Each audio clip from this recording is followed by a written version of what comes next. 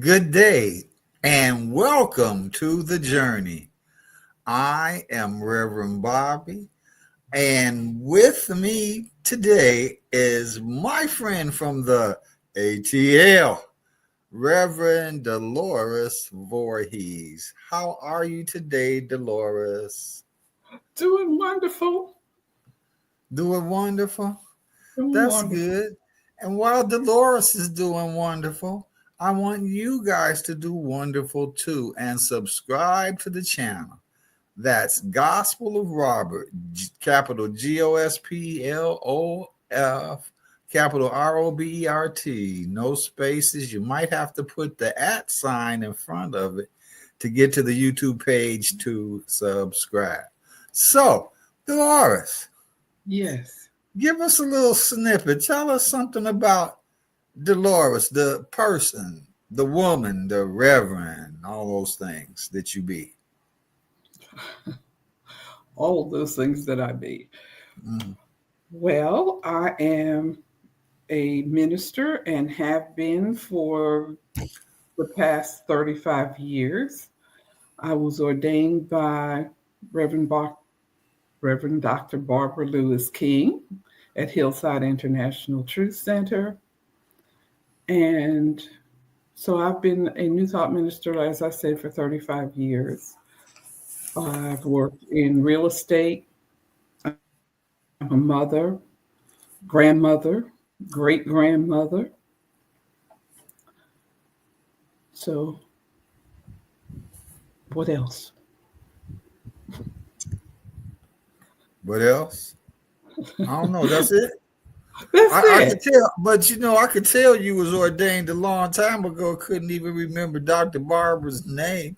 I said after Well, 35 you know years, what? Actually, I was about to say Bishop Dr. Barbara Lewis King, but when I was ordained, she wasn't a bishop. That came after. that's a good cover up. So Good no, save. Huh? no, I'm just messing with you. So how is being a mother and a grandmother, a great grandmother, and all the little children that you just love? How's it? How's that part of life? That part of life is great. It really is. I thank God and I really appreciate my children and, as I said, my grandchildren and great grandchildren. Love them dearly, and we have a good relationship, and they're all doing well. So that's a blessing.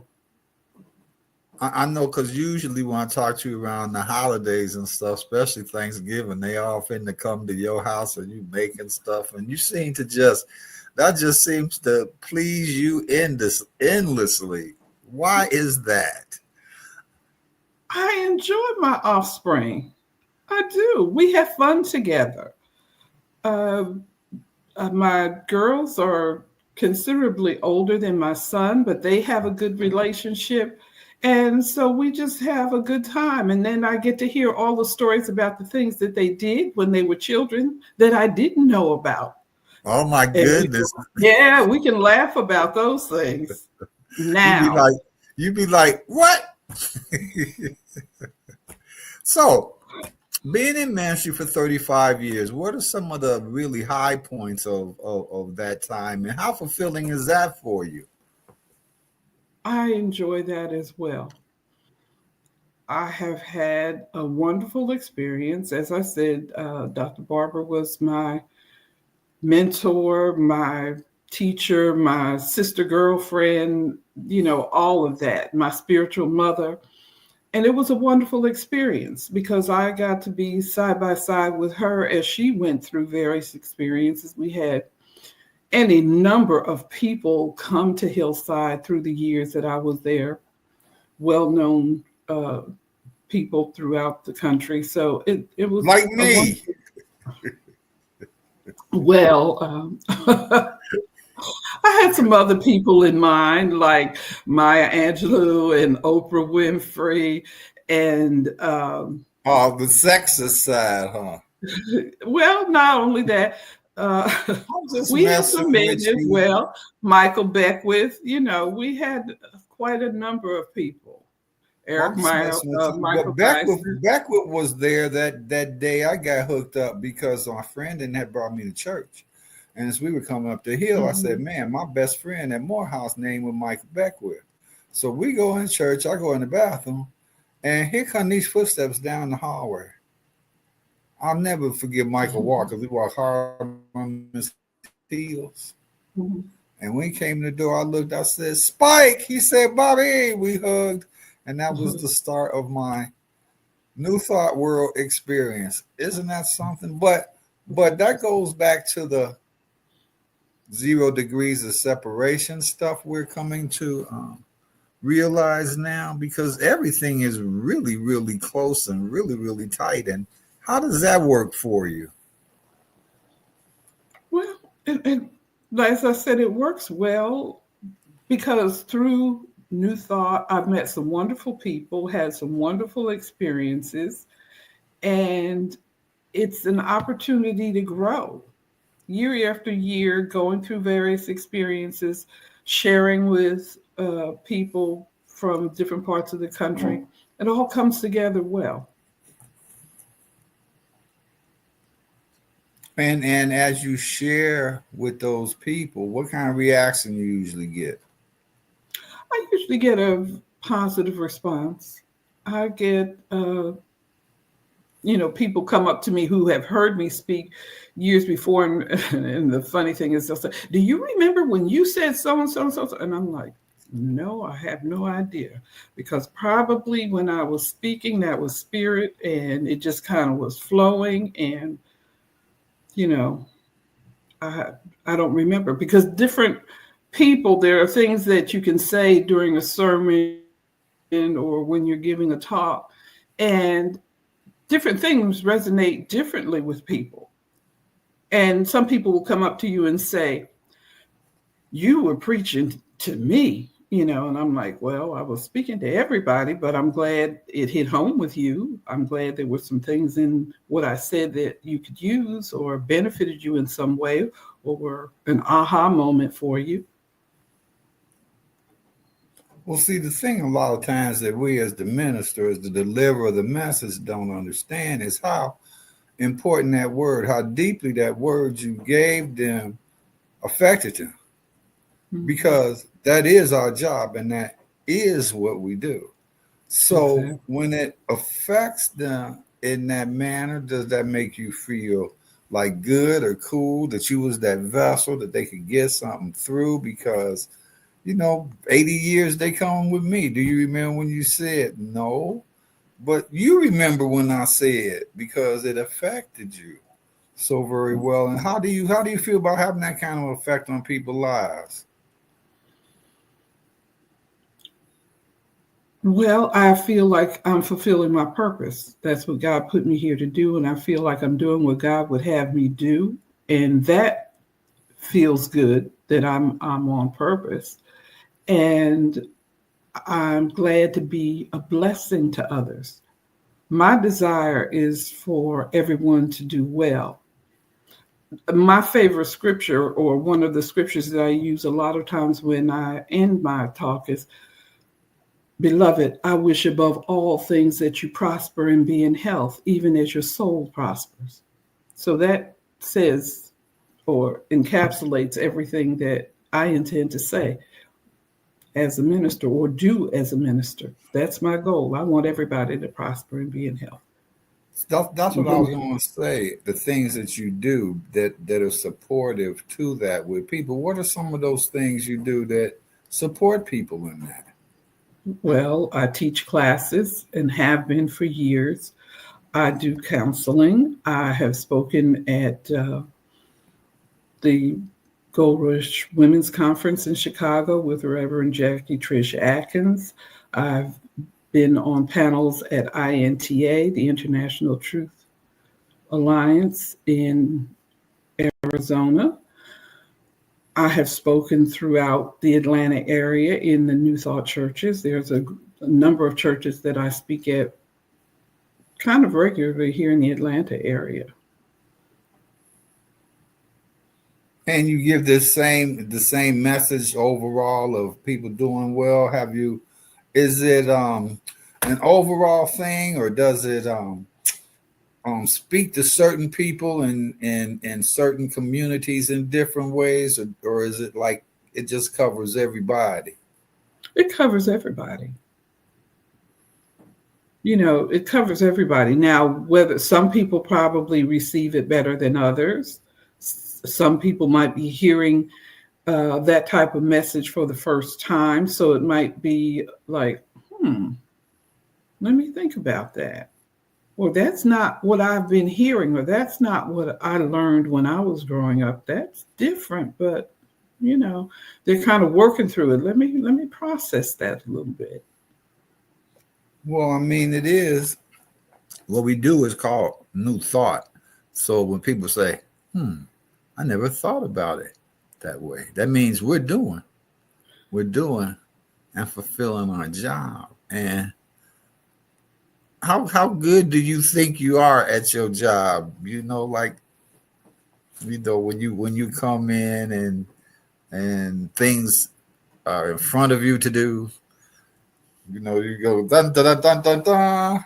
Or is there still some? Oh Lord, help me, Jesus! Yeah, there's Oh, always that. There's I know, always right? I know. there's always that. Yeah, help me, Holy Ghost. So where does that come? Where does that come from? Because we are good at what we do, but where does that help me come from? I think that's the human part of us that always wants to feel as if we're doing a good job, wondering if we're doing all that we possibly can do. And I think we're the hardest critics of ourselves. Well, I know that in um, in class when I was first starting out, and this has to do with the critics of ourselves. We were writing this forgiveness letter, and at first, you're giving everybody and everything a good what for that you have to forgive and need to forgive, and then you get around to the part where, oh my God, I gotta forgive myself. And it's so stinking hard to do. Why do you think that is? Because of the way we've been programmed in most of our education and teaching, we have learned that everything outside of us is controlling everything or is the cause of everything.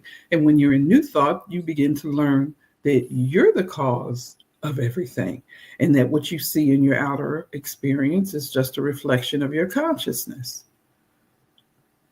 So that kind of brings some responsibility for what goes on in your life upon you.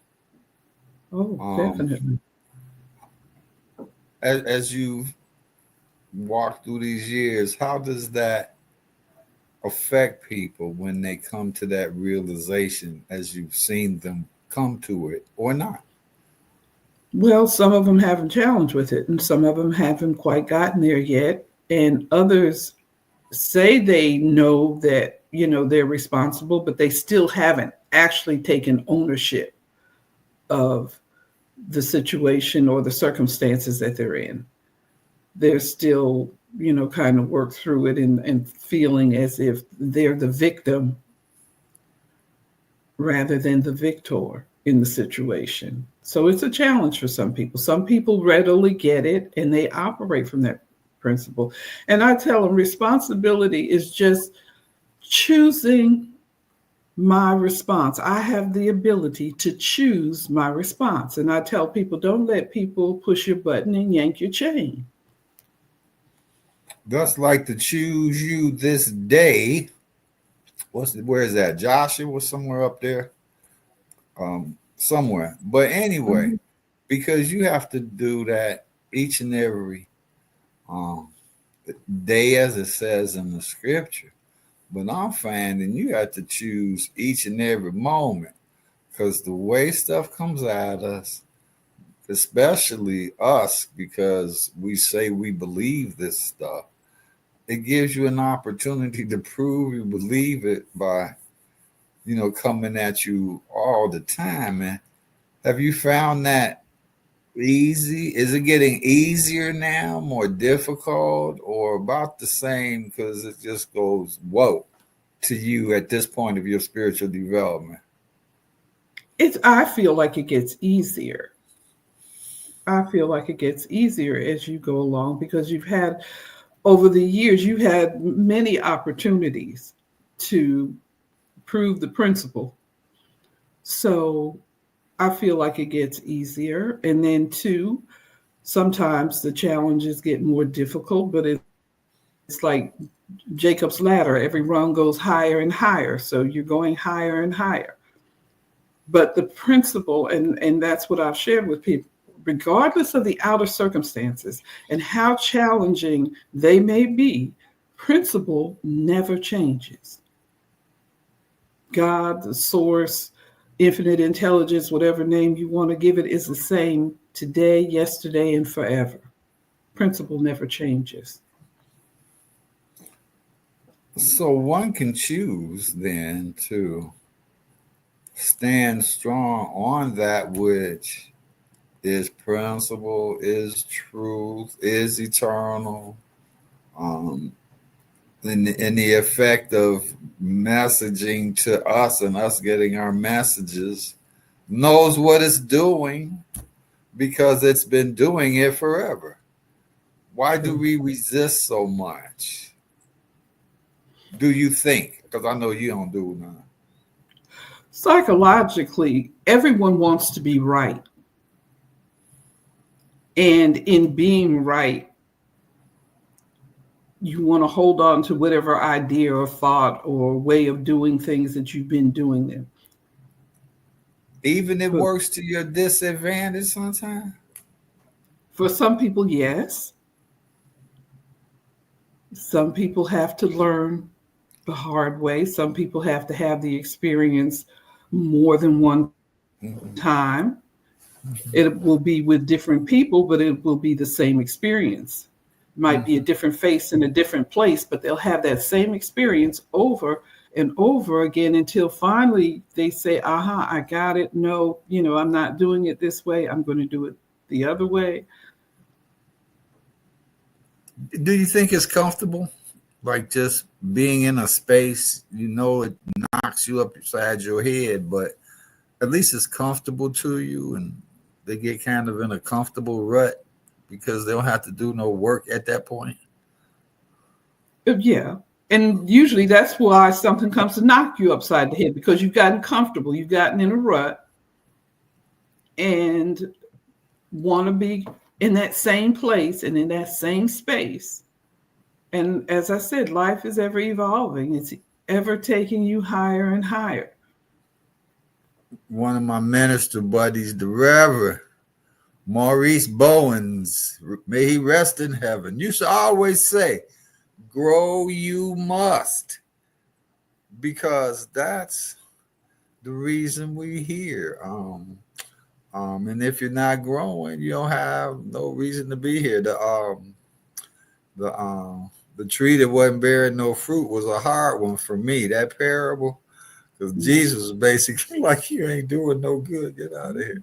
And I was like, "Oh, wait a minute, dude. That's a little bit rough even for you." And Jesus was cold, but it really didn't mean that. It just meant that the things that you do and those kinds of things, if you want to take a look at your life and want to know how you're doing, you could look at the fruit in your life. And if it's a barren tree, then you better get on the stick, and get something done. And it's hard sometimes to do that introspective work, isn't it? To take a look at oneself, because usually that's where the issue is. True. And when we look at ourselves, we really don't want to admit, okay, yeah, I didn't make a wise choice. That wasn't the best decision. Um, I should have done that differently, but we did what we did at that time. And as I tell Yeah. people, don't beat yourself up. Okay, that's what happened. That's where we are. But now where are we going from here? Make a choice. Choose to move in a different direction. Yeah. Yeah, wiser decisions, all of the above. And because one day I realized, I'm like, yo, dude, like you're the lowest common denominator in all of this stuff because you're the only one in all of this stuff. Maybe you need to take a look Hmm. at you, and you start to do that work and infuse yourself with principle and truth. And it Yeah. just seems to, for me, kind of start to take you as it demonstrates itself, as it proves itself in your life, tries to take you on a another path that I agree with you is quite easier and makes you feel quite better about yourself and all other things. Have you found the same to be true? Yes. And as I reiterate what Michael Jackson said in one of his songs, take a look at the man in the mirror and make that change. So take a look at the person in the mirror and make the change. Now, how do people go about making changes? Where do they start? How do they do something? Because a lot of people I know, and even with people I talk to, and friends of mine that are proficient at what they do, people come and say, "Well, I got all this stuff and I know all this stuff, but where do I start?" Where would you have one start if they were ready to begin to take a look at themselves? Look at your life. Simply look at your life. What areas of your life appeared not to be working for you? Start there. Start And then, closest to you and see what shifts, what thoughts you have about that, how your thought aligns with principle, and then start making some small changes well, they might because it's want not to, an if overnight thing. yeah, but if they're not familiar with principle, eternal truths, they should first, I think, find out what it is and familiarize themselves with that in Right. some kind of way. Because most times it's just people don't know when they, what's that statement? Know better, do better. Yes. When we know better, we do better. So So when it's that when when exposure. you when you were searching, did you actively search? Did it come across your path? How did you end up at hillside and be sitting there and they say, "Oh, I want to be up there and tell people what to do." I mean, and preach to them. Okay, first of all, I wasn't searching. How I ended up at Hillside one New Year's Eve, one of my friends said, let's go to my mother's church. And I Uh-huh. said, okay, we don't have anything else to do, so we'll go to your mother's church. Well, her mother's church happened to be Hillside. And when we got there, the place was packed. As a matter of fact, we got the last two seats, and that was up in the Saved choir. just for you. Yeah, that was just for me. So we sat and listened, and I listened to Dr. Barber, and I was like, hmm, I like I like that message. That makes sense. And I Mm-hmm. haven't heard another minister bring a message the way she did. So I started going to church twice on Sunday. I would go 11 o'clock to the Baptist church, and then I would go 3 o'clock to Hillside because Dr. Barber had two services. She had one in the morning, then she had one at 3 o'clock on Sunday afternoon. And that was the main reason for that second service was to catch other people who were going to their traditional churches and wanted to come to Hillside. So I would go at 11 and 3, 11 and 3. And then one day I said, this is crazy. I said, I like the message. I like the teaching. It makes sense to me. It resonates with my spirit. So I just started going to Hillside on a regular basis. I let the Baptist church go. And my background is Baptist too. All my family, great grandfather, Quarles and them over there on the campus. All of them Baptist first. where, Mm-hmm. wherever his church is, it's still Baptist church. But like you said, when I came and heard the message, it was interesting. Plus, first time, really I was exposed. Beckwith was there, and he is a friend of mine. But as I would come back, you could think about this stuff, and it made sense, and it aligned with a lot of the spiritual practices stuff I had developed in life earlier. In the early 70s as part of the Mm-hmm. brother, sister stuff that was going on. It made sense. And it just took, plus I needed some help. And it was a significant, help to me because I was in a place where I needed to feel better about myself, other people, and God, and it accomplished that. Right. What are some of the things it's helped you out with over the years as we come close to winding this segment of the journey up? Well, at first, I think the first thing that I learned was that I was responsible for what was happening in my life. I did have power within me to be able to bring about changes. Mhm. And there was not a God outside of me somewhere in the sky making a decision about, what happened or what didn't happen. As I tell people, there's no God sitting up there with a tally board making slash. Oh, he did this, she did this, putting tallies on a sheet somewhere or on a chalkboard in the sky. I've realized that the presence and the power of God was within me. And I could use that presence and power to make some different choices and better choices for myself. So it began to unfold. When I was there, I would go to classes all the time. I was always registered in the classes that Hillside offered. In addition to going on Sunday, I was always in a class. And that's one of the things that it being a teaching ministry, I think gave us some insight into ourselves that if you don't do stuff like classes, you just don't get. Plus, I remember you and I talking about how we thirsted for this truth. We couldn't get enough of it Right. when we were exposed to it. And do you think that thirst has helped to drive you to the mastery that you are today when you speak and feel because you come from a place of knowing and familiarity now? Definitely. As I said, I did. I thirsted. I went to classes all the time. Uh, Dr. Barber told me to get into Barber King School of Ministry, and Uh-oh. I didn't challenge her. I did as I was told.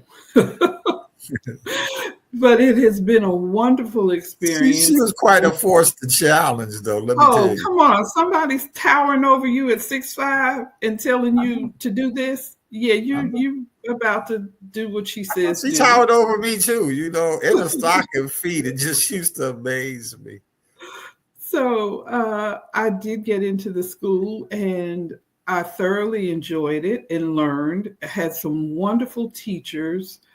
And as I said, the more I learned, the more I practiced, the more I saw how things worked out, how I was blessed, how I was benefited in so many different ways. And my I think the thing that has stood out most for me in New Thought was when one of our instructors brought his boss to our class, and his boss was a quadriplegic. And at a young age, he was stricken with some type of illness in his 20s, in his mid 20s, and they said he wouldn't live to be over 30. And his drive was to be able to take care of himself and not be a burden to his Hmm. parents for however long he lived. And he read a book that taught him some new thought principles He applied those principles. He started a business. And when I saw him, he was in his early 50s. He did not transition. He had become a millionaire and he couldn't move a muscle in his body. The only thing he had was his mind and his thoughts. That that has just been stamped in my consciousness. Didn't move Well, a muscle. well, it should be stamped in your consciousness because it's something. And like they said in the old United Negro College Fund commercials, a mind is a terrible thing to waste because there's a lot in that mind. And as we close up, we want to thank you. I want to thank you for being here today. And I want to thank all these you viewers for being here. Remember to subscribe, Gospel of Robert, capital GOSPELOF, capital ROBERT. May have to put the @ sign in front of it to get to the page where you subscribe. And from Reverend Dolores and I, we ask, we wish, we pray, and we demand from the universe that we all travel well from here. Bye. Take care. Goodbye.